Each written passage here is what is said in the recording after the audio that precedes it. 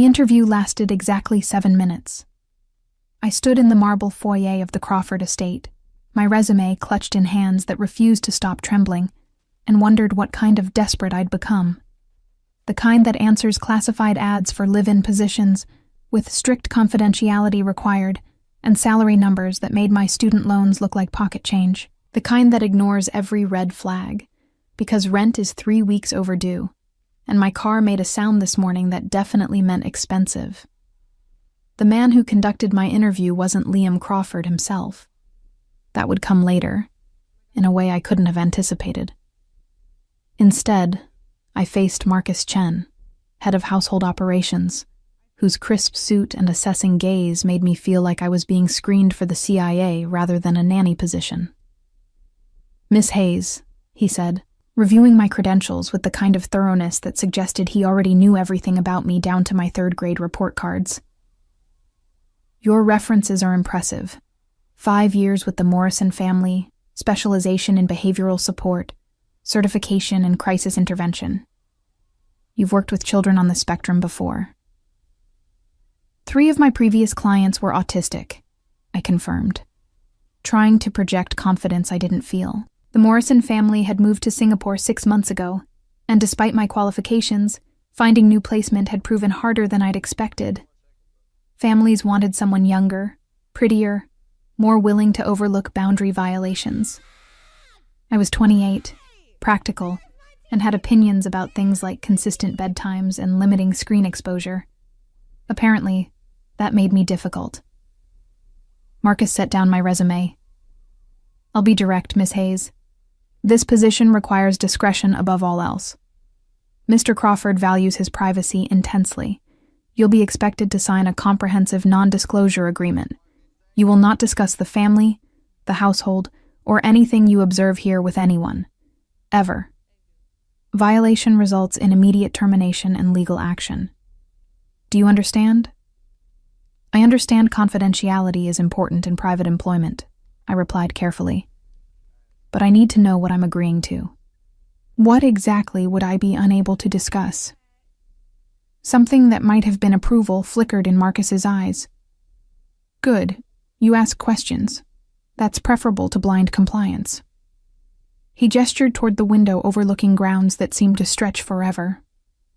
"Mr. Crawford is a private businessman with extensive interests in imports, real estate, and various ventures that require a certain profile. He prefers to keep his personal life separate from his professional one. His daughter Lyra is 6 years old. She was diagnosed with autism at age 3. She's nonverbal, though she understands language. She experiences significant sensory sensitivities and requires routine, consistency, and someone who won't panic during a meltdown. I'd worked with nonverbal children before, knew the difference between can't speak and won't speak, between having nothing to say and having no way to say it. What does her typical day look like currently? Currently, she has no caregiver, Marcus admitted. The previous nanny left rather abruptly 2 weeks ago. Since then, Mr. Crawford has been managing as best he can with assistance from household staff. But none of us have your training. Lyra's routines have been disrupted, and she's struggling. Something in his tone made me look up sharply. Why did the previous nanny leave? That's between her and Mr. Crawford, Marcus said, his voice cooling slightly. What I can tell you is that she wasn't dismissed for any ethical violations and left with a generous severance. Some people simply can't handle the demands of this household. Red flag number 1. But the salary he'd mentioned on the phone, plus room and board in what was clearly a mansion, plus benefits that included health insurance I desperately needed, made me swallow my hesitation. I'd like to meet Lyra before making any commitments, I said, and Mr. Crawford if possible. Mr. Crawford is currently unavailable. He travels frequently for business. However, I'm authorized to show you Lyra's suite and introduce you if you're comfortable proceeding. Unavailable. Right. The kind of businessman who was too busy for an interview with his daughter's potential caregiver, but could afford a home that probably had its own zip code. Every instinct screamed warning, but my bank account whispered desperation. Let's meet Lyra, I decided. We climbed a staircase that belonged in a palace. All dark wood and portraits of stern-faced people who looked like they'd never smiled in their lives. The second floor was quieter than the first, the thick carpeting absorbing sound. Marcus led me down a hallway past closed doors until we reached one with a small painted sign, Lyra's room. He knocked softly, a courtesy I appreciated before opening the door. The room beyond was beautiful in a careful, controlled way. Soft gray walls, blackout curtains drawn against the afternoon sun, minimal furniture arranged with obvious attention to space and flow, a sensory corner with a crash pad and weighted blankets, a visual schedule on the wall showing daily routines with pictures, noise-canceling headphones on a low shelf, everything organized, everything thoughtful, everything designed to make the world manageable for a child it had never been designed to accommodate. And in the corner, sitting cross-legged with her back to us, was Lyra Crawford. She was small for 6, with dark hair pulled into a practical braid and wearing soft clothes with all the tags clearly removed. She rocked slightly, a self-soothing motion, her hands moving through a complex pattern I recognized as stimming. On the floor around her were wooden blocks arranged in an elaborate symmetrical pattern that must have taken hours. "Lyra," Marcus said softly. "Someone's here to meet you." She didn't turn around, didn't acknowledge us at all.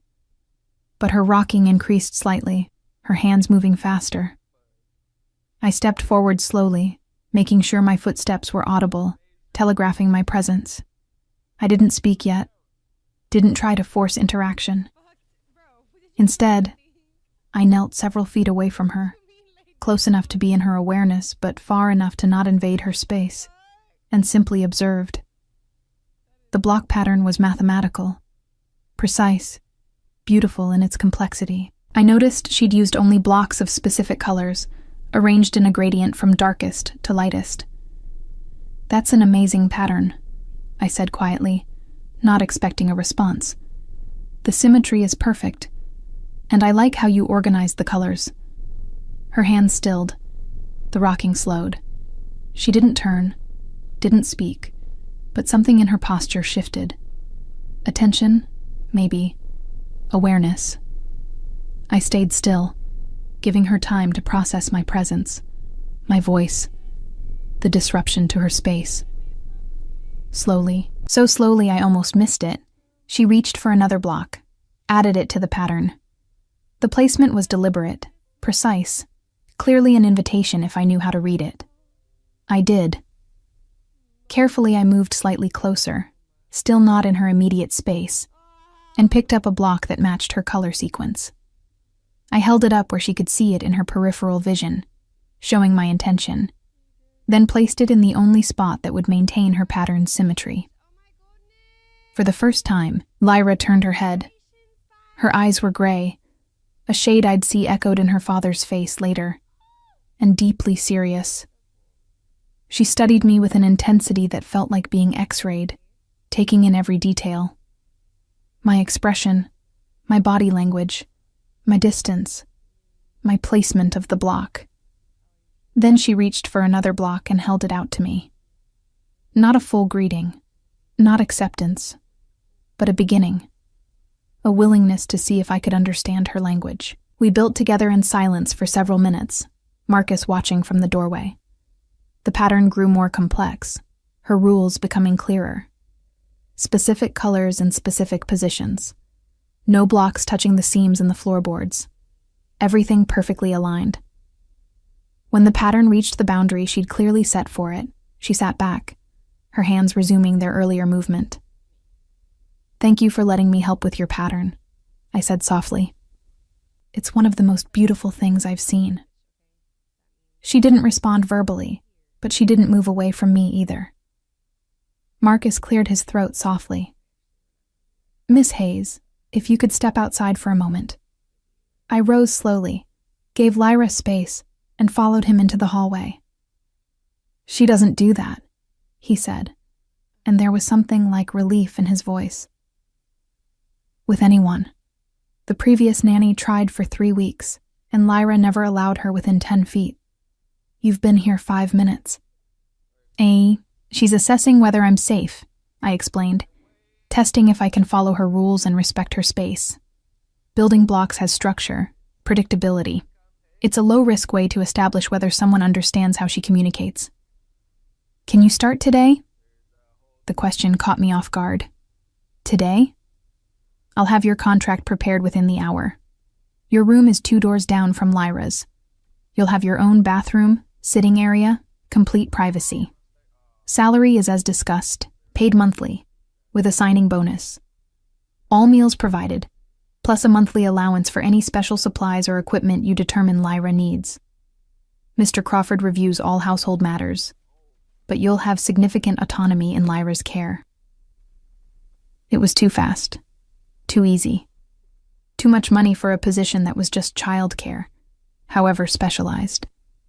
But Lyra was already back to her blocks, and something about her careful solitude made my chest tight.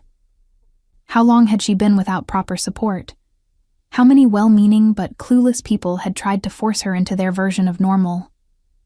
I'll need to collect my things from my apartment, I said, and I wanted in writing that I have final say on Lyra's daily routine and therapeutic approaches, subject only to Mr. Crawford's approval on major decisions. Done. Marcus pulled out his phone. I'll have a car take you. Be back by 6. Lyra's dinner is at 6:30, and routine is essential. 3 hours later, I stood in a bedroom that was larger than my entire studio apartment had been, unpacking the 2 suitcases that contained my entire life, and wondered what I'd just agreed to. The room was beautiful, decorated in soft creams and blues with furniture that looked antique and probably cost more than my annual salary.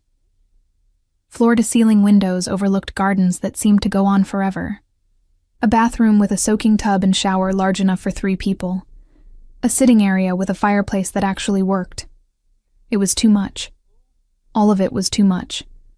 But when I'd returned, Lyra had been sitting outside her room, clearly waiting. She'd stood when she saw me, made direct eye contact for half a second, and then retreated into her room, leaving the door slightly ajar. An invitation. Now, as 6:30 approached, I reviewed the schedule Marcus had provided. Dinner was precise. Same time every day, same routine. Lyra ate in her room at a small table by the window. Limited foods, textures carefully managed. No surprises. I knocked softly on her door, the same courtesy Marcus had shown. No answer, but I heard movement inside. Lyra, it's Charlotte. I'm bringing dinner. I entered with the tray Marcus had prepared, exactly as specified. Pasta with butter, no sauce. Sliced strawberries, no stems. Crackers, specific brand. Water in a cup with a lid, no ice. She was sitting at her table, hands folded in her lap, rocking slightly. I set the tray down carefully, making no sudden movements. Your dinner is here, same as always. Would you like me to stay, or would you prefer to eat alone? She didn't answer, but she picked up her fork. I started to leave, giving her privacy, when she made a sound. Soft, brief, almost questioning. I turned back. She was looking at me, one hand making a gesture I almost missed, a wave toward the other chair. You want me to stay? Her eyes dropped, but she nodded, just once. I sat in the other chair, far enough to not crowd her, close enough to be present, and simply existed in her space while she ate. I didn't try to force conversation or interaction. I just sat, offering the same companionable silence she seemed to need. This was the work, I realized, not forcing progress or pushing boundaries. Just being consistently, quietly present until she decided I was safe enough to trust. Halfway through her meal, Lyra reached for her communication board, a laminated sheet with pictures and words. She pointed to one image. Book. Would you like me to read to you? She nodded. The small victory felt enormous. It was nearly 8 when I finally returned to my room, emotionally exhausted, but certain I'd made the right choice. Lyra had let me read 3 books, sitting close enough that our shoulders almost touched, her small hand occasionally reaching out to turn pages at exactly the right moment. She'd even smiled once, quickly, when I'd done a silly voice for one of the characters. I was collapsing onto the beautiful bed, already planning tomorrow's routine, when my phone buzzed with a text from an unknown number. Marcus Chen here. Mr. Crawford will return tomorrow evening. He'll want to meet you then. Be prepared for questions. He takes Lyra's care seriously. I stared at the message, anxiety crawling up my spine. Tomorrow, I'd meet the man who'd built this gilded cage, the father who was apparently too busy with business to interview his daughter's caregiver himself, the person who'd created all these rules and routines, but couldn't be bothered to be here when they fell apart. I'd worked for wealthy, absent fathers before, men who treated their children like possessions to be managed rather than people to be known, men who threw money at problems and expected someone else to fix them. But something about this felt different. The careful attention to Lyra's needs, the sensory-friendly room, the precise schedules designed around her comfort rather than adult convenience, the household that operated like a well-oiled machine, all in service of one little girl's stability. Whoever Liam Crawford was, whatever business kept him away, he understood something fundamental. Lyra needed structure because the world was overwhelming, not because she was broken. That realization should have comforted me. Instead, it made me nervous, because a man who understood his daughter that well, but still couldn't be here for her, was either running from something he couldn't face or hiding something he didn't want her to see. Either way, I had a feeling tomorrow's meeting would reveal exactly which kind of father Liam Crawford was, and whether I'd made a terrible mistake by accepting this position. Liam Crawford arrived at exactly 7:43 the next evening. I know the precise time, because I'd been checking my watch obsessively since 6, anxiety making it impossible to focus on anything else. Lyra and I had spent the day establishing routines, exploring the grounds during her scheduled outdoor time, and working through her visual schedule with a predictability that seemed to calm her. But as evening approached, her stimming increased. Her rocking became more pronounced, and she kept glancing toward the front windows. She knew he was coming. And despite everything Marcus had said about Mr. Crawford's frequent absences, Lyra was waiting for her father. I heard him before I saw him. The low rumble of an expensive car pulling up the drive, car doors closing with precision, and then Marcus's voice in the foyer below, speaking in tones too low for me to distinguish words. I was in Lyra's room, helping her sort her block collection by color and size, when footsteps approached down the hallway. Measured, deliberate. The footsteps of someone who never hurried because the world waited for him. The knock on Lyra's door was soft, respectful, exactly like Marcus's had been.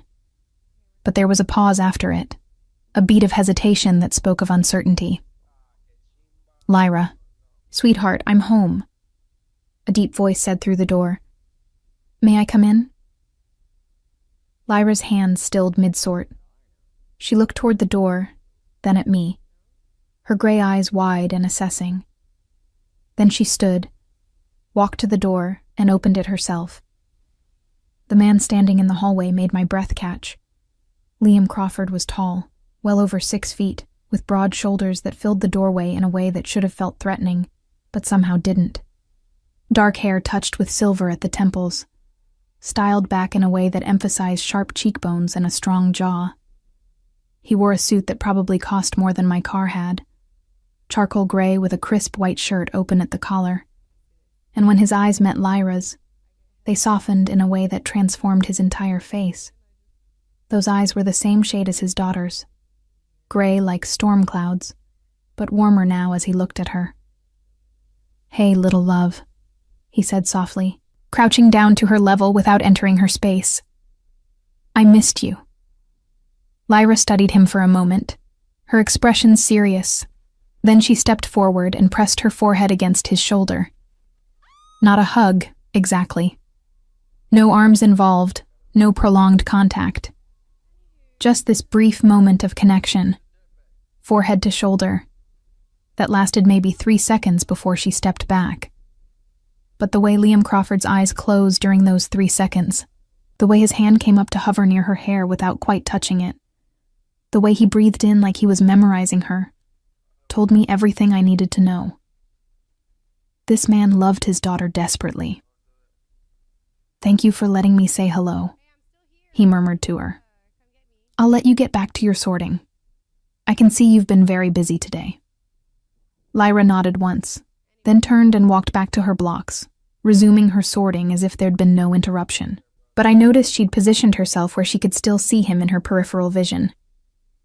Liam stood slowly, his attention finally shifting to me, and the softness vanished from his expression like a door slamming shut. Standing face to face with him, I understood why Marcus had been so insistent about discretion. This wasn't just wealth. This was power. The kind that didn't need to announce itself because everyone already knew. The kind that made grown men nervous and smart people cautious. His gaze traveled over me with the same assessing intensity his daughter had shown, cataloging details with professional thoroughness.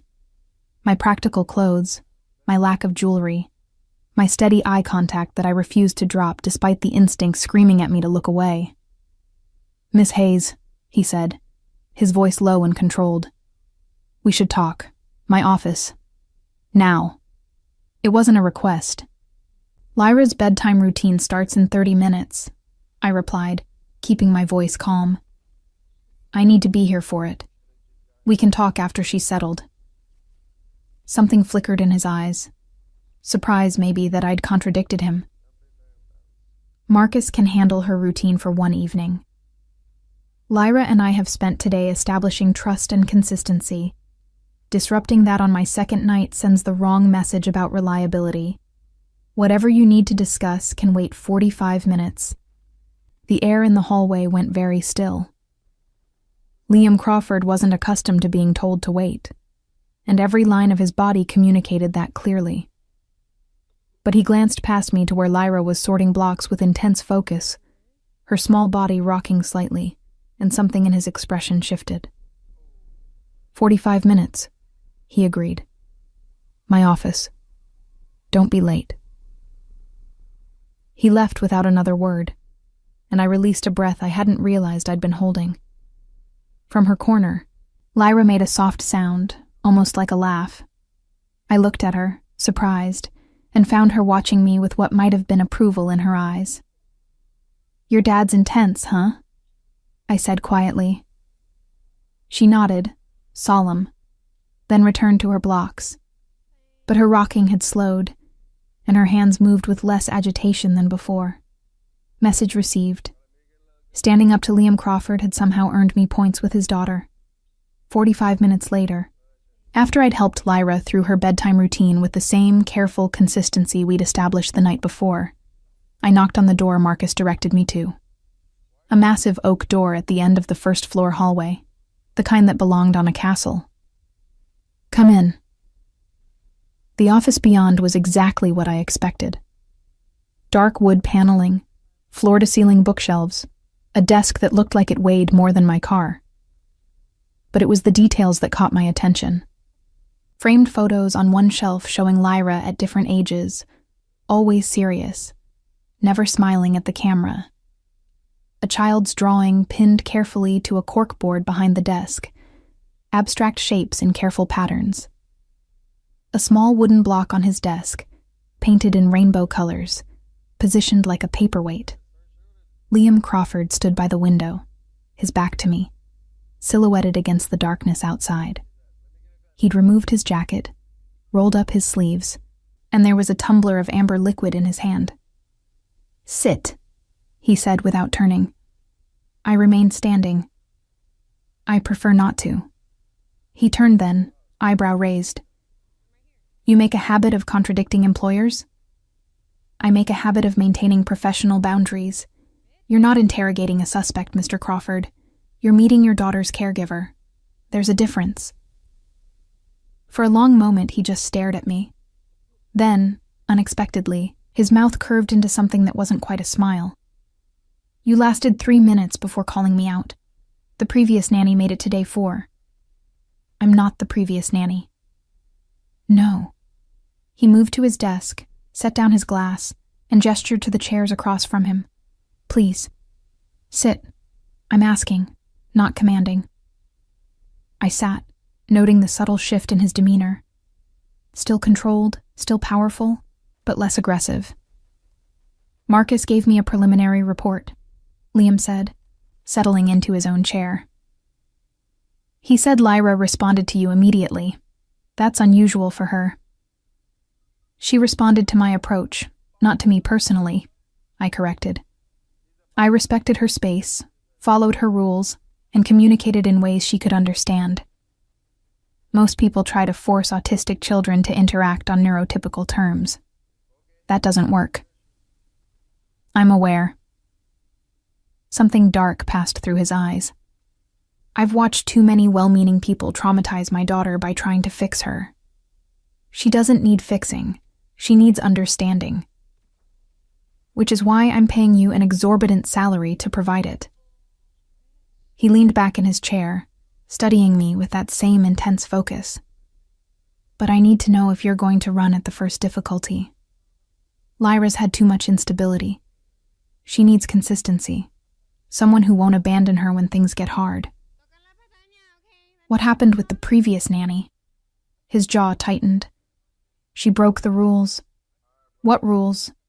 The rules of this household, the rules that keep Lyra safe and stable. He stood, pacing to the window again, tension visible in every line of his body. We don't celebrate holidays here, Miss Hayes. No Christmas decorations, no music, no festivities of any kind during December. I blinked, processing that. Because of sensory overload? Because December killed my wife. The words hung in the air between us, sharp and final. I should have stayed quiet, should have nodded and accepted this obvious boundary. But something about the rigid control in his voice, the way he held himself like he was bracing for impact, made me push. Lyra's mother died in December. The night Lyra was born. His voice was flat, emotionless, but his knuckles were white where he gripped the window frame. Christmas Eve. My wife went into premature labor. There were complications. She hemorrhaged.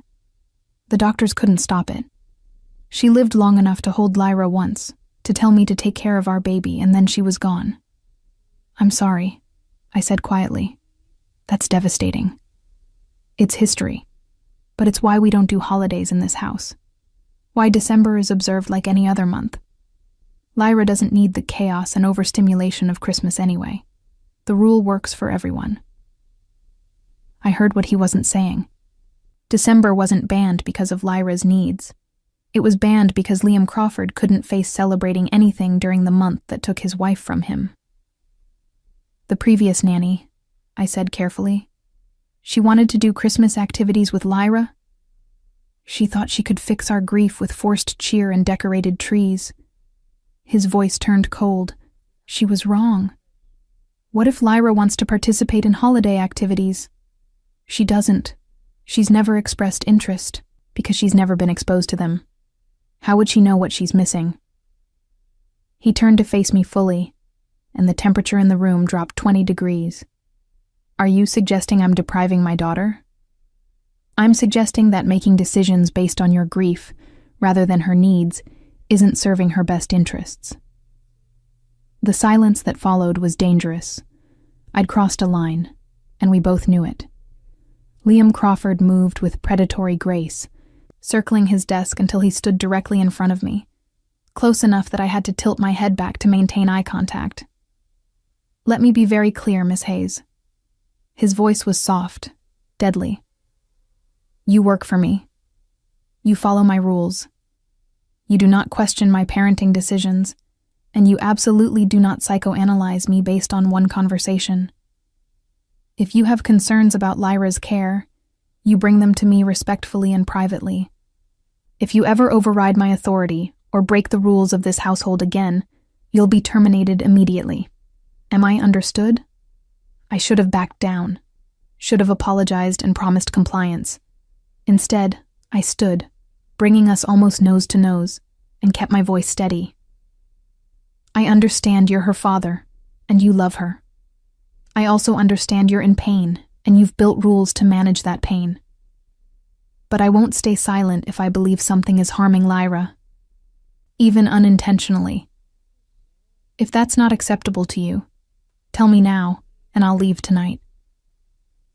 For several seconds we stood there, locked in a battle of wills. His eyes were dark with anger, and something else, something that looked almost like respect. Then he stepped back, creating distance, and released a breath that sounded almost like a laugh. You're either very brave or very stupid. Probably both. Most people are afraid of me. Most people don't have practice standing up to powerful men who think intimidation is the same as leadership. His mouth quirked into an actual smile, brief but genuine. Fair point. He returned to his desk, picked up his drink, and took a slow sip.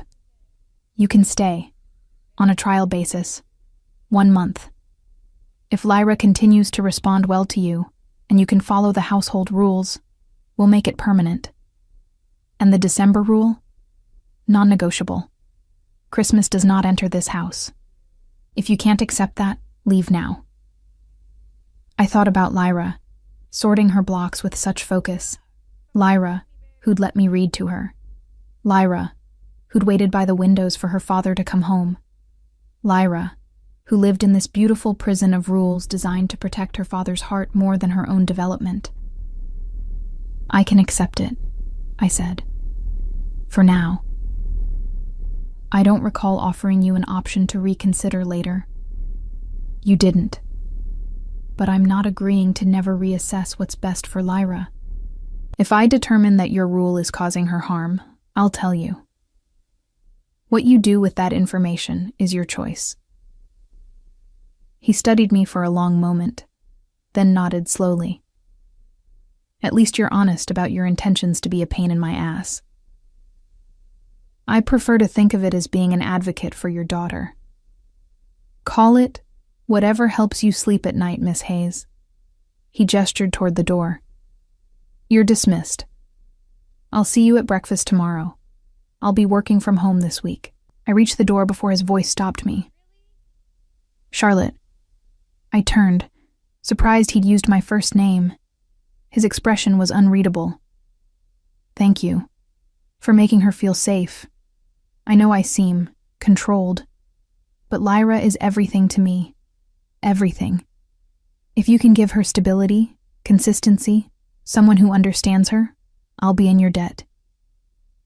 The raw honesty in his voice caught me off guard. This wasn't the commanding boss or the dangerous man Marcus had hinted at. This was just a father who loved his daughter and had no idea how to show it without suffocating her with rules. I'll take care of her, I promised. But you need to let me do it my way. Trust that I know what I'm doing. Trust doesn't come easily to me. Then it's good I'm patient. I left before he could respond, my heart racing with adrenaline, and something I didn't want to examine too closely.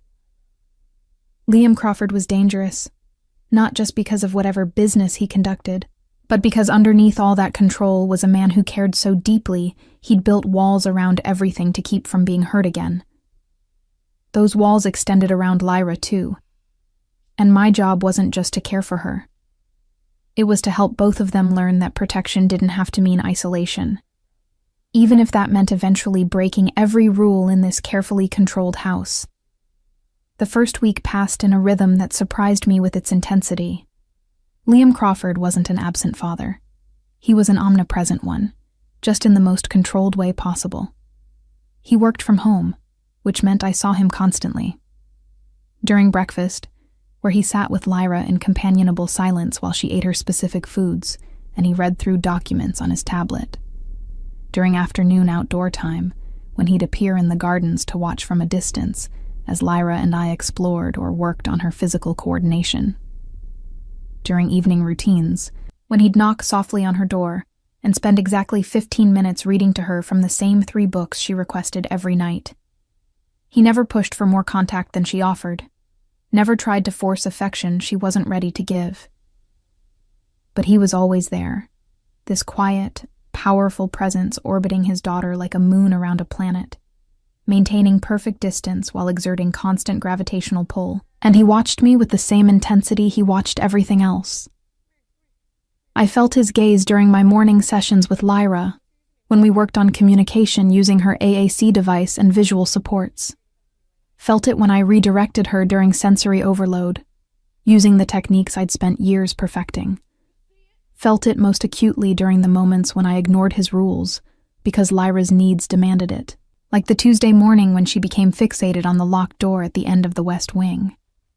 We'd been working on gross motor skills in the hallway, practicing balance on a line of tape I'd placed on the floor, when Lyra suddenly stopped and stared at that door. It was larger than the others, solid oak with an old-fashioned lock, and something about it had captured her attention completely. She walked toward it, placed both hands flat against the wood, and began rocking. "That's a closed door, sweetie," I said gently, approaching slowly. "We can't go in there." She pressed harder against it, making a sound low in her throat that I'd learned meant distress. I tried redirection, offered her favorite blocks, suggested we go to her room, pulled out the visual schedule to show what came next. Nothing worked. She stayed pressed against that door, rocking harder, her breathing becoming rapid. A meltdown was building. I could see it in the tension of her small body, in the way her hands had begun to flap, in the sound that was getting louder. "Lyra needs to see inside," I said to the air, knowing Marcus was likely monitoring the hallway through the security system. "Whatever's in there is causing anxiety because she can't reconcile the closed door with her understanding of the house's layout." No response, but I heard footsteps approaching, measured and deliberate. Liam appeared at the end of the hallway, his expression unreadable. He took in the scene. Lyra pressed against the door, me crouched nearby trying to manage an impending crisis, and something flickered across his face. "That room is off limits," he said, his voice tight. "She needs closure. The unknown is overwhelming her. If you just let her see inside for 60 seconds, she can categorize it and move on." "No."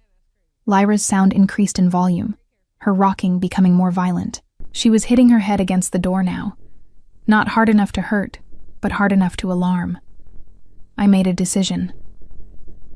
"Then you explain to your daughter why she can't have the information she needs to feel safe," I said, stepping back. "Because I'm not going to participate in withholding something that would help her just because you're afraid of whatever's behind that door." His eyes went cold. "You're out of line."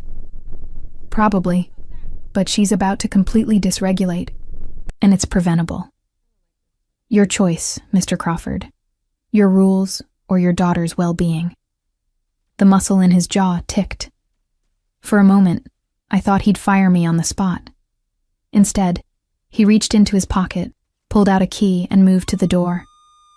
Lyra immediately stepped back, her rocking slowing, her attention fixed on his hands. 60 seconds, he said to me, his voice strained. "Then we leave." He unlocked the door and pushed it open. The room beyond was beautiful and heartbreaking. A bedroom, clearly a woman's space, decorated in soft whites and creams. Everything was pristine, untouched, frozen in time. A book lay on the nightstand, bookmark still in place. Slippers by the bed, a robe draped over a chair. Photographs on the dresser showing a laughing woman with dark hair and Liam's gray eyes.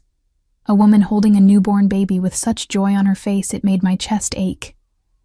Lyra's mother, preserved exactly as she'd left it 6 years ago. Lyra walked into the room slowly, her eyes tracking over everything with that intense focus she brought to understanding her world. She went to the dresser, studied the photographs for a long moment, then reached out and traced one finger along the frame containing her mother's face. She turned to look at Liam, standing rigid in the doorway, and made a sound. A question, formed not with words but with tone and expression. "That's your mama," Liam said, his voice rough. "Her name was Rachel. She loved you very much." Lyra looked back at the photograph, her expression serious, processing. Then she did something that made my throat tight. She pressed her forehead against the frame, the same gesture of connection she gave her father, acknowledging something important, even if she couldn't fully understand it. After a moment, she straightened, looked around the room one more time with that cataloging gaze, and walked back to the hallway. Crisis averted. Question answered. Order restored. Liam locked the door with hands that shook almost imperceptibly. 60 seconds, I said quietly. That's all she needed. He didn't respond, just turned and walked away, his shoulders rigid with control. That evening, after Lyra was asleep, I found a note slipped under my door. You were right about the door. Thank you for pushing. L. The next morning, Liam was different. Not softer exactly, but less rigid. He asked my opinion during breakfast about adjusting Lyra's schedule. He observed my therapy sessions without hovering. He even smiled briefly when Lyra successfully used her AAC device to request a snack independently. She's progressing, he said during her afternoon nap time, when he'd asked me to his office to review her development plan.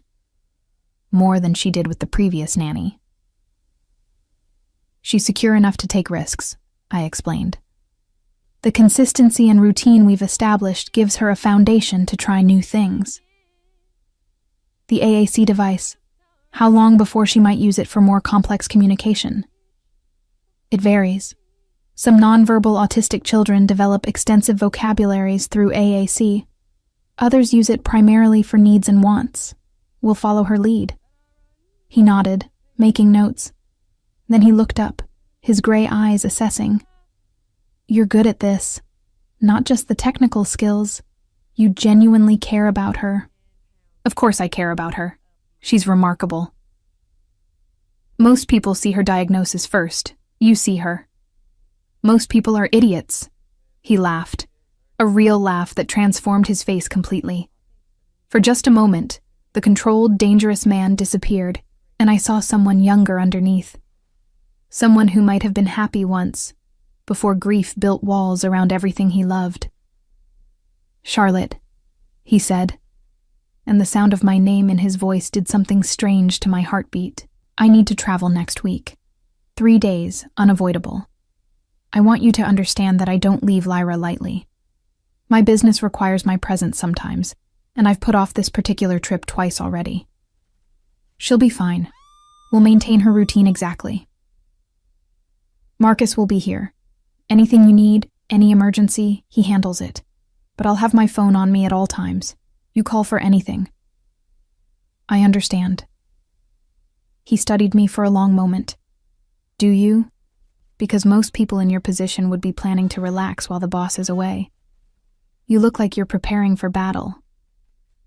Transitions are hard for autistic children.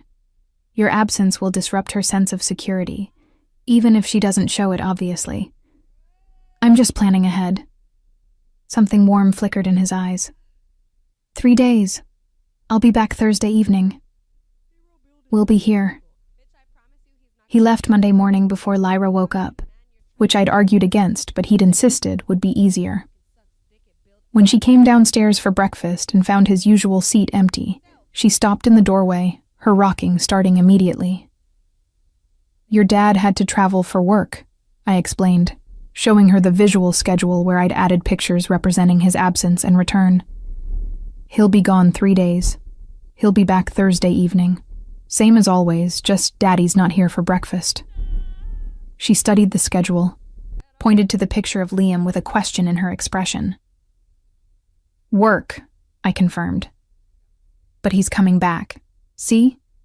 Thursday. I pointed to the calendar. He'll be home for dinner. She accepted this with a solemnity that broke my heart. Had she learned not to expect him to stay? Had he traveled so much in her young life that his absence felt normal? The first day went smoothly. We maintained routine with precision, and Lyra seemed calm. But that night, when I went to say goodnight, I found her sitting in her window seat, staring out at the dark driveway, waiting.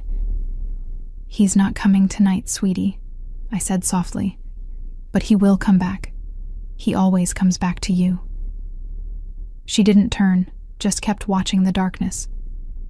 I sat beside her, not touching but present, and we waited together until she was ready to sleep. Tuesday was harder. Lyra was dysregulated from the moment she woke up. She refused breakfast, threw her blocks instead of building with them, and had a meltdown when her routine was disrupted by a delivery at the door. I spent most of the day doing damage control, using every calming technique I knew, staying patient and consistent even when I wanted to call Liam and demand he come home. By Tuesday evening, I was exhausted. Lyra had finally settled after an hour-long meltdown, and I'd gotten her through bedtime routine with the help of weighted blankets and her favorite sensory toys. I was in my room, seriously considering pouring myself wine, when my phone rang. Liam's name on the screen made my stomach flip. Hello? Charlotte. Marcus said today was difficult. Is she all right? His voice was tight with concern, and I could hear background noise that suggested he was somewhere public. An airport, maybe, or a busy street. She's struggling with the transition, but she's managing. We had a rough afternoon, but she calmed down and went to bed on schedule. Was she hurt? Did she hurt herself? No. Nothing like that. Just a lot of big feelings about changes to her routine. He was quiet for a moment. I shouldn't have left. She's 6 years old and her primary attachment figure is gone. Of course she's having feelings about it, but that doesn't mean you shouldn't travel when necessary. It means we support her through it. You sound tired. Long day, but I'm fine. Charlotte. His voice dropped lower, more intimate. Thank you for taking care of her, for being patient, for not calling me to fix it even though you could have. That's literally my job. It's more than that. You know it is. I did know. Somewhere over the past 2 weeks, this had stopped being just a job. Lyra had wound herself around my heart with her serious eyes and her careful trust. And Liam, watching everything with that intensity that felt like being seen for the first time in my life, had started to matter in ways that definitely weren't professional. One more day, I said, changing the subject. We can handle one more day. I'll be home Thursday evening, 6 o'clock. Tell her that. Show her the schedule. I will. Charlotte? He paused. I'm glad you're there. I'm glad it's you. He hung up before I could respond, leaving me staring at my phone and wondering what exactly he'd meant by that. Wednesday was better. Lyra seemed to have accepted the temporary change, and we fell back into rhythm. But Wednesday evening, she did something that caught me completely off guard. We were reading before bed, cuddled together on her window seat, when she suddenly reached up and touched my face. Her small hand rested against my cheek for just a moment, a gesture of trust and affection that she'd never offered before. Then she picked up her AAC device and pressed 3 buttons. Safe. Charlotte. Home. I had to blink back tears. I'm safe? Or you feel safe? She pressed another button. Me. Safe. You feel safe with me? She nodded, solemn, and pressed her forehead against my shoulder in that gesture I'd only ever seen her give her father. I held very still, barely breathing, accepting the gift of her trust. I'll always keep you safe, Lyra. I promise. She pulled back, satisfied, and returned to her book as if nothing monumental had just happened. But everything had shifted. She wasn't just tolerating me anymore. She'd claimed me as hers, as someone in her small circle of trusted people, as home. Thursday, Liam Crawford came home at exactly 6 o'clock. Lyra and I were in the living room, working on a puzzle, when we heard his car. She looked up, her whole body going still with attention. Then she stood, walked to the window, and watched as he emerged from the car, briefcase in hand, exhaustion visible in every line of his body. He looked up at the window, saw her watching, and his entire expression transformed with relief and love. Lyra turned and walked toward the door. I followed, sensing something important about to happen. She waited in the foyer as he came through the door, patient and still. When he saw her, he set down his briefcase and crouched to her level. "Hi, little love. I missed you." She studied him for a moment, assessing. Then she did something I'd never seen before. She walked straight into his arms and let him hold her. Not just the forehead touch, not just 3 seconds of contact. An actual hug, her small arms wrapping around his neck, her head tucked under his chin, holding on with purpose. Liam's eyes closed, his arms coming around her with such careful tenderness it made my chest ache. He held her like she was made of glass and gold, like she was the only thing in the world that mattered, like he'd been waiting 6 years for this moment, and couldn't quite believe it was real. When she finally pulled back, he didn't try to prolong it. Just let her go, his hands trembling slightly. "Thank you," he whispered to her. "Thank you for that." She nodded, serious, then turned and came back to me. She took my hand, something else she'd never done before, and tugged me forward.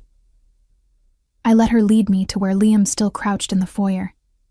She took his hand with her other hand, connecting us, and pressed a button on her AAC device she'd brought with her. Family. The word hung in the air between us. Liam's eyes met mine over Lyra's head, and something passed between us. Understanding. Recognition. A shift in the foundation of whatever this arrangement was. "Yeah, little love," he said softly, his voice rough. "Family."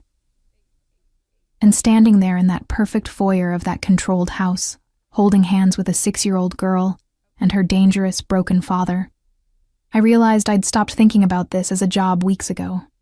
Somewhere along the way, they'd both become mine too. The shift in our dynamic was subtle but undeniable. Liam started coming home earlier, started taking lunch in the main dining room instead of his office, so he could see Lyra during her midday meal. Started asking my opinion not just about her therapy, but about household decisions, security arrangements, even business travel that might affect her routine, and he watched me. Constantly. With an intensity that made my skin warm and my pulse quicken in ways that were absolutely inappropriate for an employee. 2 weeks after his trip, everything changed. It started with Marcus appearing at breakfast with a tablet, and an expression I'd learned meant trouble. "We have a situation," he said quietly to Liam, angling the screen so Lyra couldn't see. Liam's face went carefully blank as he read, but I saw his knuckles whiten where he gripped his coffee cup. "When was this published?" 2 hours ago. It's already trending." "What is it?" I asked, concerned by the sudden tension.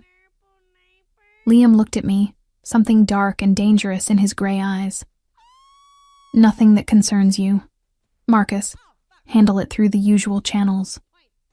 But that evening, after Lyra was asleep, he appeared at my door. It was nearly 10, late for him to be seeking me out, and he looked exhausted. "Can I come in?" I stepped aside, suddenly aware I was wearing sleep shorts and an oversized t-shirt, my hair down for the first time since he'd met me. His eyes tracked over me briefly before he deliberately looked away, moving to the window. "There's been a development in my business," he said, his voice tight. "Nothing illegal, nothing dangerous, but visible. A rival is pushing back against some territory acquisitions, and they've decided to make it personal. They're spreading rumors, trying to damage my reputation with business partners." "What does that have to do with me?" He turned, and the look on his face made my breath catch. "They know about you living here, caring for Lyra. They're suggesting inappropriate behavior, questioning why I'd hire a young, attractive woman to live in my home. They're trying to paint me as unstable, compromised by personal interests. That's ridiculous. I'm Lyra's caregiver. You're a 28-year-old woman living alone with a widowed man. In their narrative, It looks suspicious. Heat flooded my face. So what do? Do I need to leave? No. The word came out fierce, almost aggressive. You're not leaving. Lyra needs you. She's made more progress in a month than she did in the previous year. You're not going anywhere because some rival wants to play games. Then what? He moved closer, and I caught his scent, something expensive and masculine that made my thoughts scatter. My PR team has a suggestion. It's unconventional, and I'll understand if you refuse, but I'm asking you to consider it. What kind of suggestion? That we present ourselves as a couple, not to the world at large, but to my business associates and allies. Let them think there's a romantic relationship developing. It neutralizes the scandal, explains your presence, and actually strengthens my position by showing stability. I stared at him. You want me to pretend to be your girlfriend? I want you to pretend to be someone I'm courting, someone important to both me and Lyra, someone who belongs in this house as more than just an employee. For how long? Until the rival situation resolves. A few months, maybe less. My mind raced through implications. What would that actually entail? Attending some business dinners with me? Being seen together publicly? Perhaps adjusting your living situation to appear more integrated into the family? He paused. I'd compensate you significantly for the additional responsibility. I don't want money for this. Then what do you want? The question hung between us, loaded with implications neither of us was ready to examine. Autonomy in Lyra's care, I said finally. Complete authority over her therapy decisions, her schedule, her development plan. You get input and veto power on major choices, but day to day, I decide what's best for her. Something flickered in his eyes. Done. What else? Truth. If we're going to pretend something in public, I need honesty in private. No more locked rooms, no more secrets that affect Lyra. If there's danger, if your business might impact her, I need to know. His jaw tightened. My business is complicated. I gathered that from the armed security and the way people look at you like you could end them with a phone call. I'm not asking for details. I'm asking for transparency about anything that affects her safety or well-being. He studied me for a long moment. You're either very brave or very naive about what you're asking to be part of. Maybe both. Is that a yes? It's a yes. He extended his hand. Do we have an agreement? I looked at his offered hand, strong and scarred in ways that suggested violence, and knew I was making a choice that would change everything. But Lyra's progress mattered more than my comfort, and if pretending to be Liam Crawford's romantic interest kept her stable and safe, I'd do it. I placed my hand in his. His fingers closed around mine, warm and firm, and electricity shot up my arm. There's one more thing, he said, not releasing my hand.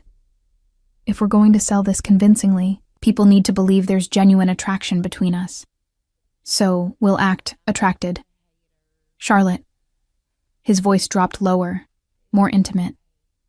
I don't think acting will be the problem. My breath caught at the implication in his words, in his eyes, in the way his thumb brushed across my knuckles. This is complicated, I whispered. Everything about my life is complicated. He stepped closer, still holding my hand, his free hand coming up to brush a strand of hair behind my ear. But for what it's worth, I don't think I'll have to pretend very hard. You're beautiful, intelligent, and you care about my daughter like she's yours. Any man would be fortunate to actually be with you. Liam. His name came out breathless. We shouldn't. I know. But he didn't move away. This is an arrangement, a strategic necessity. Nothing more. Right. Nothing more.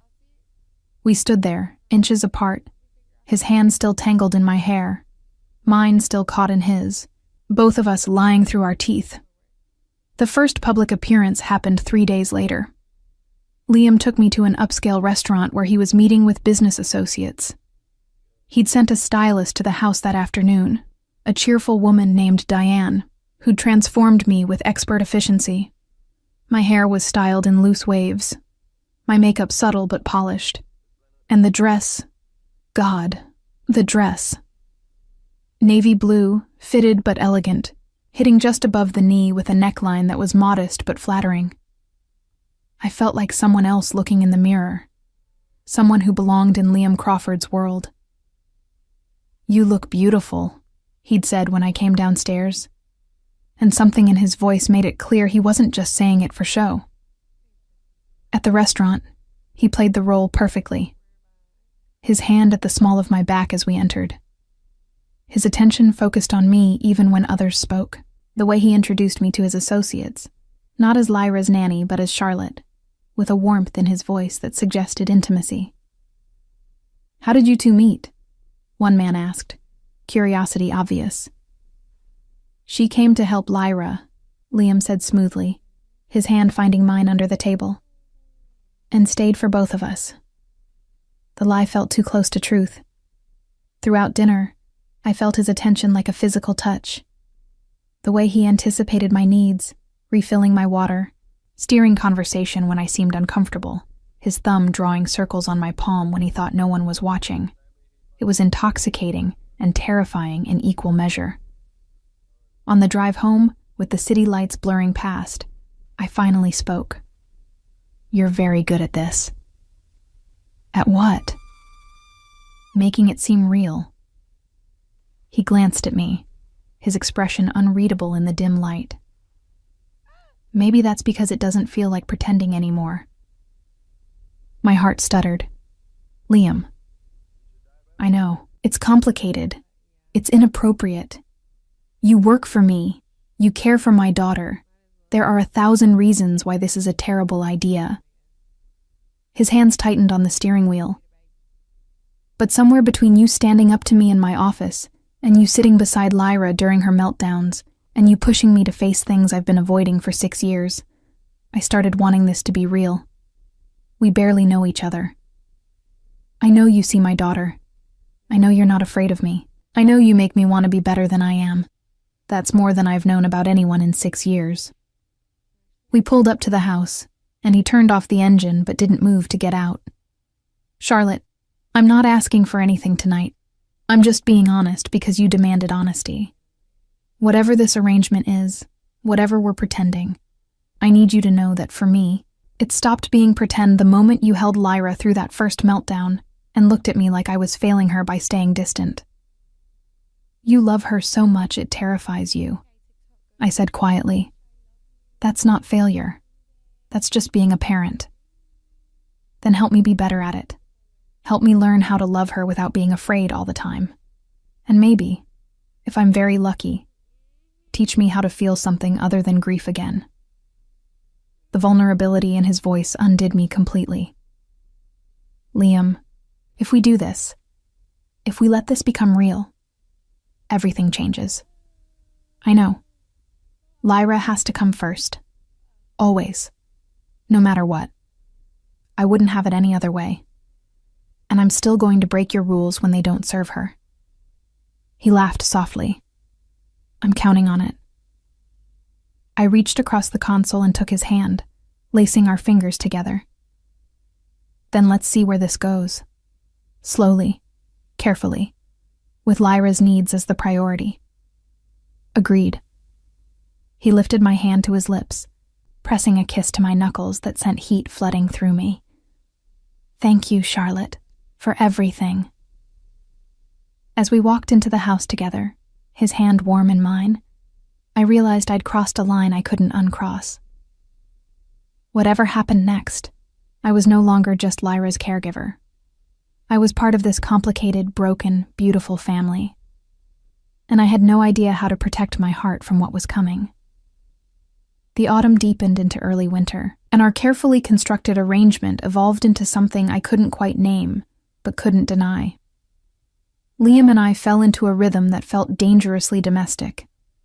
Mornings where he'd find excuses to linger in the kitchen while I made Lyra's breakfast, his hand brushing mine as he reached for coffee, his eyes warm with something that definitely wasn't pretend. Evenings where we'd sit together after Lyra was asleep, talking about everything and nothing, his guard slowly lowering to reveal the man beneath the armor. He told me about Rachel, how they'd met young, married fast, built a life that felt invincible until it wasn't. How holding Lyra for the first time while Rachel slipped away had shattered something in him he wasn't sure could be repaired. I was angry at her, he admitted one night, whiskey in hand, firelight casting shadows across his face. For leaving me, for dying when I needed her, for making me raise our daughter alone. How's that for terrible? That's called grief, I said softly, and it's human. I don't feel human most of the time. I feel like I'm performing humanity while something cold operates underneath. You're not cold with Lyra, because she's the only thing that still feels real. He looked at me then, something vulnerable in his gray eyes. Until you. These conversations terrified me with their intimacy, but they also made me understand him in ways I hadn't expected. Liam Crawford wasn't cruel or distant by nature. He was a man who'd loved so completely that losing it had taught him to control everything else to survive, including Christmas. As December approached, I noticed the changes in household routine. Marcus removed all catalogs and magazines that featured holiday content. The radio stations were switched to ones that didn't play seasonal music. Even Lyra's iPad had parental controls updated to filter out Christmas-related content. "This is extreme," I said to Liam one evening after finding him instructing the staff to refuse all holiday delivery packages. "She's 6 years old. She goes to therapy appointments outside this house. She sees decorations everywhere. You can't control the entire world." "I can control her environment," he replied, his voice tight. "Here, she's safe from the chaos. Or you're safe from the memories." His expression hardened. "We had an agreement, Charlotte. You'd respect the household rules." I said I'd assess whether they harm Lyra, and I'm telling you now, this level of control isn't about her sensory needs. It's about your trauma. This conversation is over. He walked away, and I let him, because pushing when he was already brittle would only make things worse. But I also started planning, because Lyra deserved better than inheriting her father's grief. 2 days later, everything exploded. I was in the gardens with Lyra during her outdoor time, working on gross motor skills by having her walk along the low stone wall, when 3 black SUVs pulled up the drive at speed. Not Liam's usual cars, not Marcus's security team. Something else. "Lyra, we're going inside now," I said, keeping my voice calm while my heart raced. "Fast walk, not running. Can you do that?" She sensed my tension, her eyes going wide, but she took my hand and moved quickly beside me. We'd barely reached the terrace when Marcus appeared, his face grim. "Miss Hayes, take Lyra to her safe room. Now. Don't come out until I personally come get you." Safe room. I hadn't known there was a safe room. "What's happening?" "Now, Charlotte."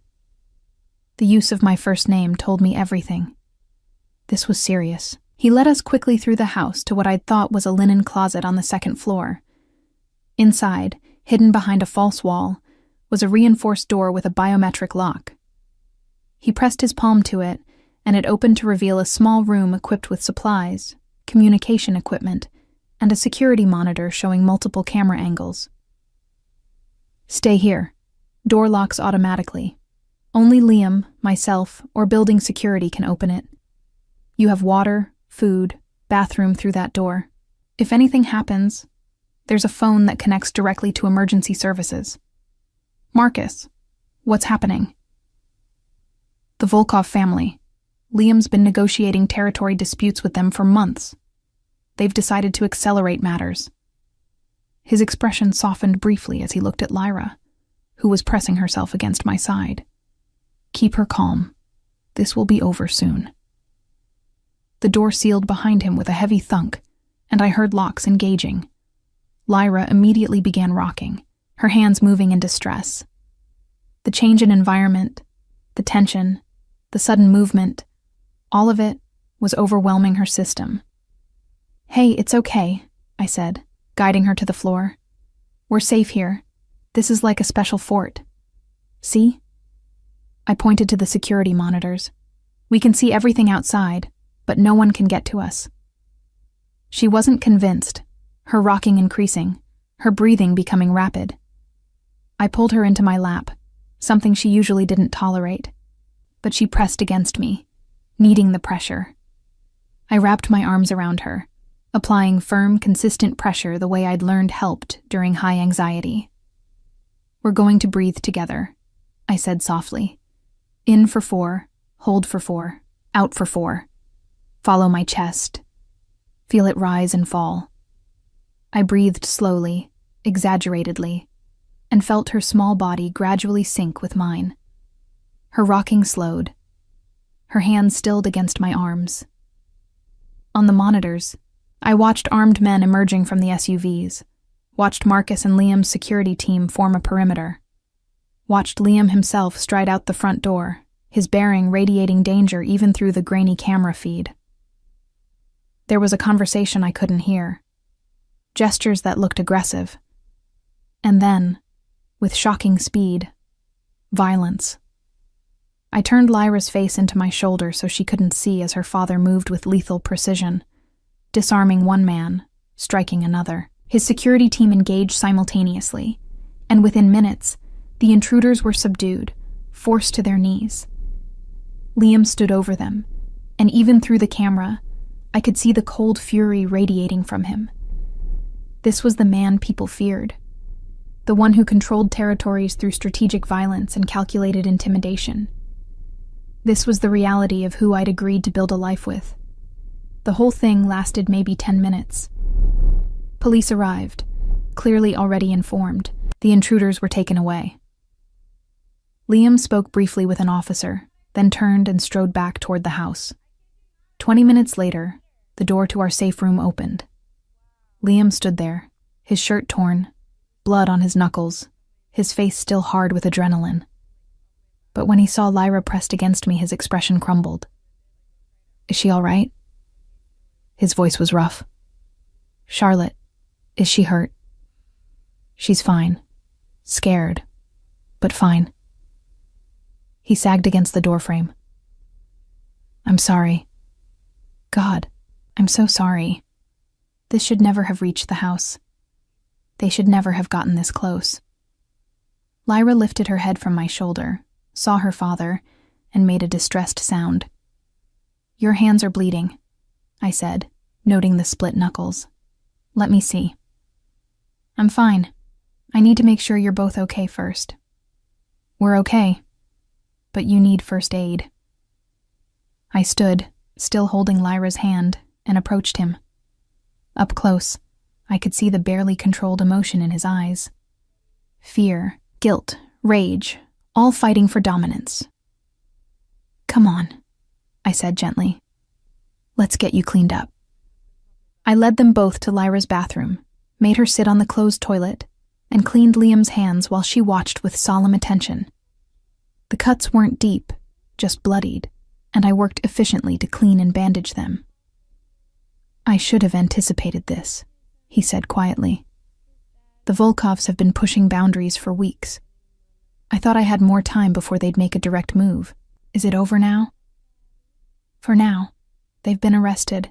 The evidence we've provided to law enforcement will keep them occupied for months. But Charlotte..." He looked at me, his gray eyes dark with something I couldn't quite read. "This is my life.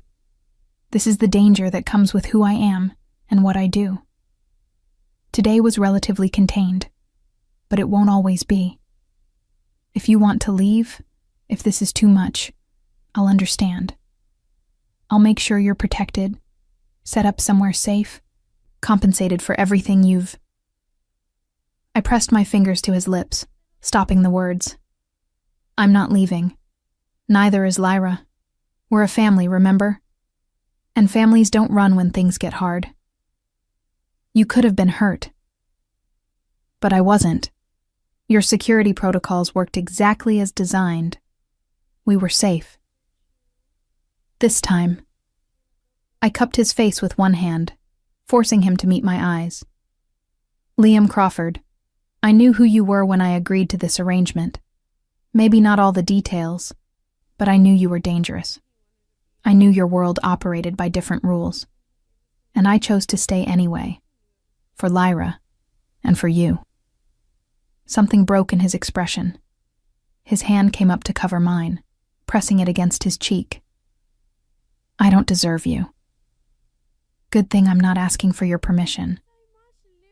Lyra made a soft sound, and we both turned to find her holding out her AAC device. She pressed 3 buttons. Safe, family, home. Liam's breath caught. Yeah, little love, we're safe. We're family. We're home. She stood, walked to both of us, and pressed her forehead first against my shoulder, then against Liam's chest. Her gesture of trust offered to both of us equally. Something shifted in that moment. Whatever lines had existed between employer and employee, between arrangement and reality, between pretending and truth, they dissolved completely. I love you, Liam said quietly, and it took me a moment to realize he was speaking to me, not just Lyra. I didn't mean to. I tried not to. But Charlotte, I love you. And not because you're good with my daughter or because you see past my reputation or because you break my rules.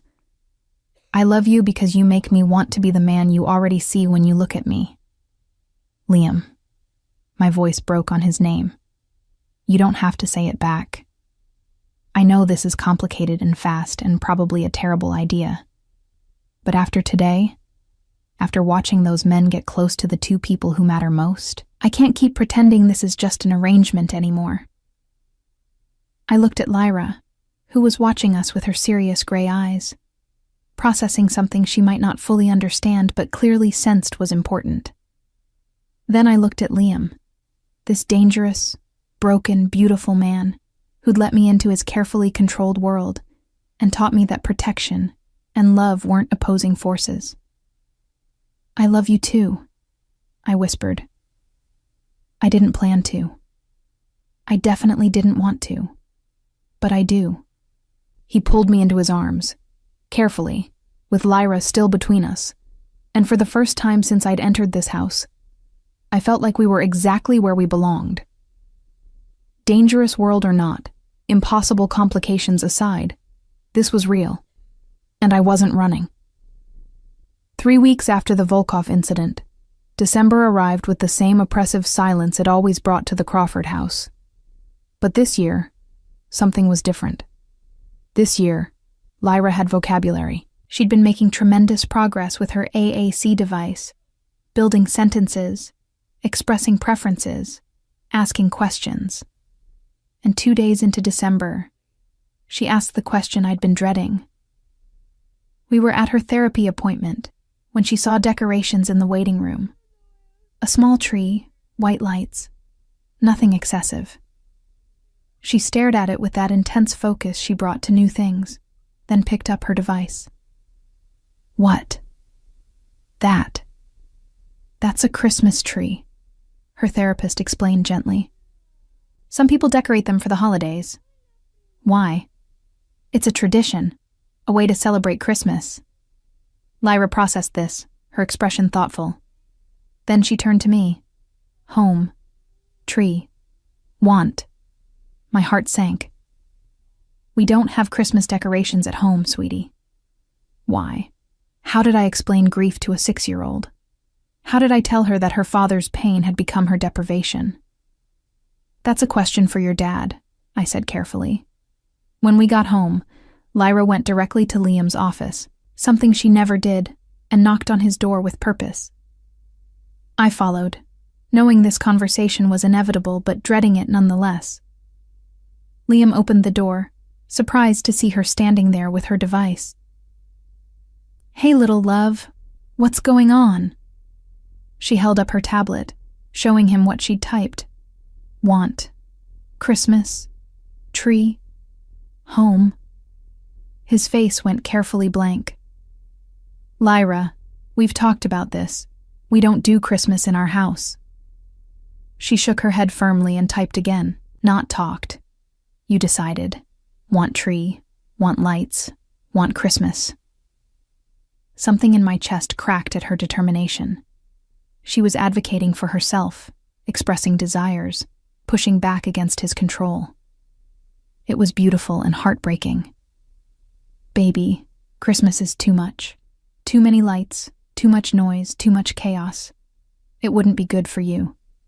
She typed rapidly, her small fingers sure on the screen. Other places. Have lights. Have music. Not scared. Want home. Have Christmas. Too. Lyra. Not. Fair. The two words hung in the air like an accusation. Liam looked stricken, his control cracking. He glanced at me, something desperate in his eyes. I stepped forward, kneeling beside Lyra. Your dad is trying to protect you. Sometimes grown-ups make rules because they're scared, not because the rules are actually best for everyone. Charlotte. Liam's voice held a warning. She deserves honesty, Liam. She's 6, not stupid. She can handle truth. I looked at Lyra, choosing my words carefully. Your dad doesn't like Christmas because something very sad happened on Christmas. Your mama died on Christmas Eve, right when you were born. And it hurt him so much that Christmas stopped feeling good, so he made a rule that we don't celebrate it anymore.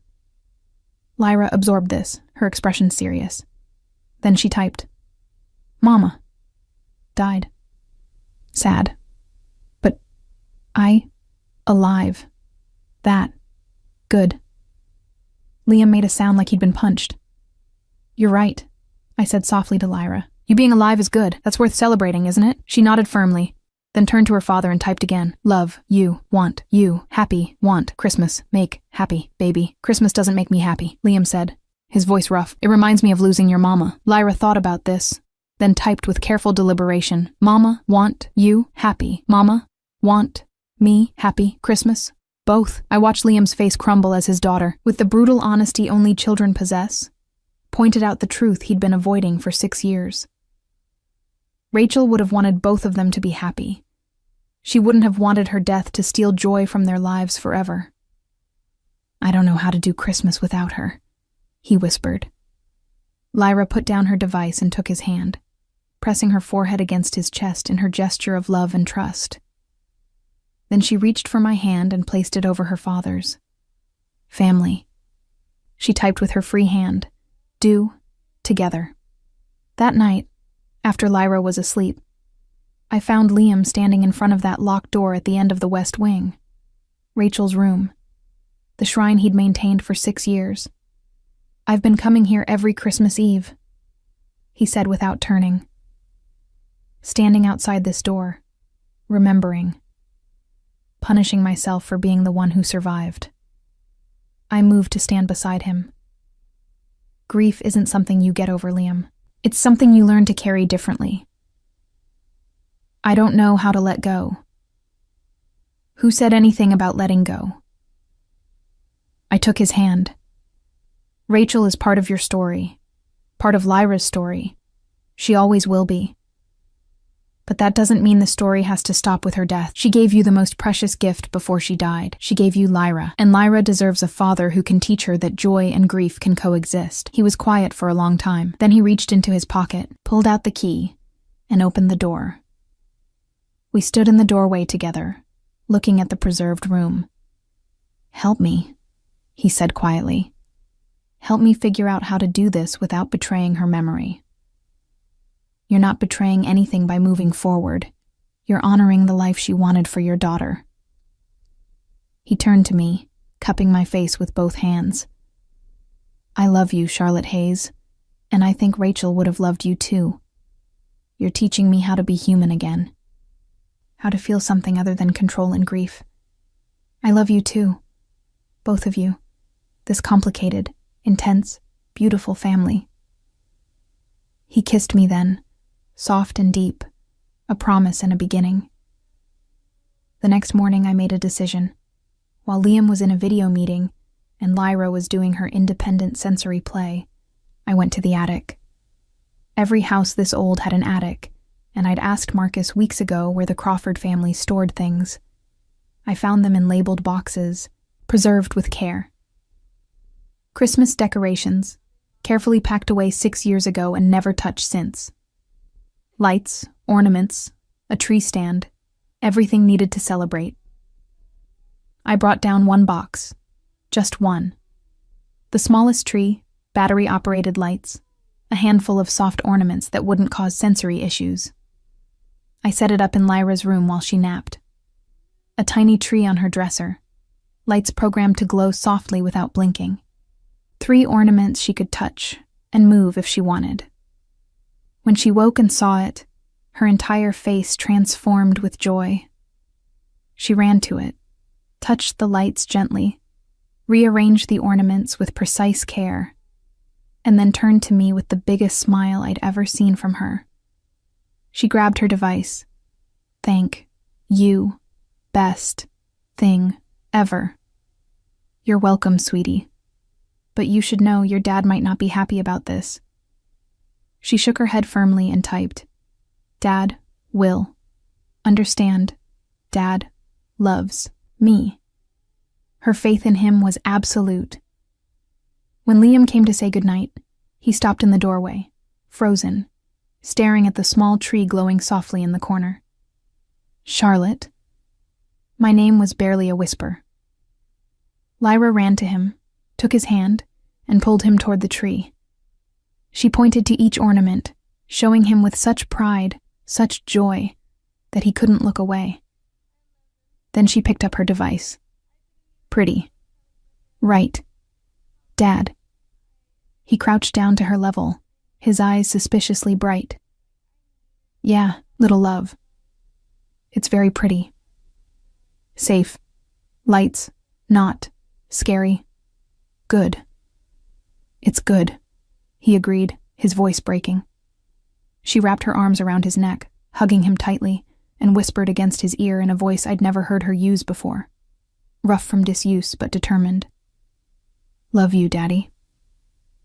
Liam's breath caught. His arms came around her, holding her like she was his entire world, tears streaming down his face. I love you too, baby.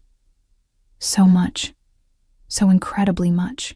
He looked at me over Lyra's head, his expression a mixture of grief and healing and gratitude. Thank you, he mouthed. 3 days before Christmas, Liam made a decision. He opened Rachel's room, really opened it, and invited me inside. Together we went through her things, keeping what mattered, releasing what didn't, transforming the shrine into a memory box that Lyra could access when she was older. We found photo albums, journal entries, videos Rachel had made during her pregnancy. Her voice, her laugh, her love for the baby she'd never get to raise. She'd be so proud of Lyra, Liam said, watching footage of Rachel talking to her belly. Look what we made, she keeps saying. Look at this miracle. She'd be proud of you, too, for learning how to move forward. On Christmas Eve, something remarkable happened. I woke to find Liam gone from our bed. We'd been sharing a bed for 2 weeks now, and followed sounds to the main living room. He was there with Marcus, assembling a larger tree. Not massive, not overwhelming, but real, beautiful, thoughtful. You're decorating, I said, stunned. We're decorating, he corrected. As a family. If this is going to be our first Christmas together, it should be special. We spent the morning making the house gently festive. Soft lights, minimal decorations, everything chosen with Lyra's sensory needs in mind. But present, acknowledged, celebrated. When Lyra came downstairs and saw the tree in the living room, lit up with warm white lights, she stopped and stared. Then she started crying. Not distress tears, joy tears. She ran to the tree, touched it reverently, and then ran back to both of us, hugging us together with her small arms. "Best Christmas ever," she typed. "Best family ever." That evening, after Lyra was asleep, Liam and I sat by the tree, his arm around me, both of us exhausted and happy. 6 years, he said quietly. 6 years of thinking I could control grief by controlling everything else. And my daughter, with her brutal honesty and her communication device, taught me that the only thing I was really controlling was the possibility of joy. She's remarkable. Like her mother, like you. He turned to me, something vulnerable in his expression. "Charlotte, I know this has all happened fast. I know we've only known each other a few months. But I can't imagine my life without you anymore. You're not just Lyra's caregiver. You're my partner, my conscience, my heart. Marry me." Liam, I'm not asking for an answer tonight. I'm just asking you to think about it. About making this permanent. About being Lyra's mother officially, not just practically. About building a life together that honors the past, but doesn't live in it. I looked at the tree, at the lights reflecting in his gray eyes, at the peace on his face that had been absent when I'd first arrived. "Ask me again in the morning," I said softly. "When we've both had time to be sure." "I'm already sure." "Then you can afford to wait 12 hours. He laughed and pulled me closer. "You're going to make me work for this, aren't you? Every single day for the rest of our lives." Good. I wouldn't want it any other way. Christmas morning dawned clear and cold. Lyra woke us at 6, bouncing on our bed, her device already in hand. Christmas, presents, family, best day. We'd prepared simple gifts, sensory toys, weighted blankets, books, new blocks. Nothing excessive, everything chosen with love. But it was the last gift that made everything perfect. Liam handed Lyra a small frame containing 3 photos. Rachel holding newborn Lyra, Liam and Charlotte with 6-year-old Lyra, and a candid shot from yesterday of all 3 of us decorating the tree together. Past, present, future. He'd written on the back. Lyra studied it for a long time, her finger tracing each face. Then she typed carefully, "Mama, Charlotte, both, love, me, both, my family." "That's right, baby," Liam said, his voice thick.